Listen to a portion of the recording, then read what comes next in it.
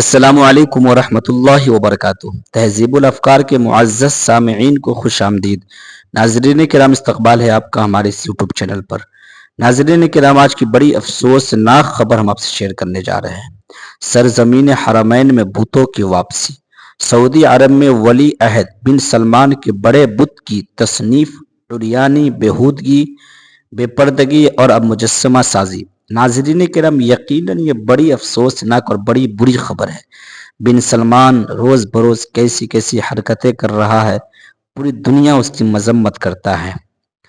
پھر ایک بار سرزمین حرمین کے اندر بتوں کی واپسی ہوئی ہے، جس کو اللہ کے رسول صلی اللہ علیہ وسلم نے کسی زمانے میں وَقُلْ جَاءَ الْحَقُّ وَزَهَقَ الْبَاطِلُ إِنَّ الْبَاطِلَ كَانَ زَهُوقًا کر کے سارے بتوں کو گرا دیا تھا۔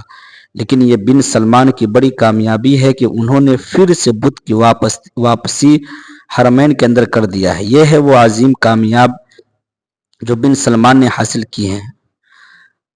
چینل کے تمام احباب آل سعود مذمت اور تنقید کرنے کو مکہ مکرمہ و مدینہ منورہ کی برائی سمجھ رہے ہوتے ہیں، ایمان سے خارج سمجھ رہے ہوتے ہیں، اس لیے ریئیکٹ کرنے میں کنجوسی سے کام لیتے ہیں، نہ ایسی بات۔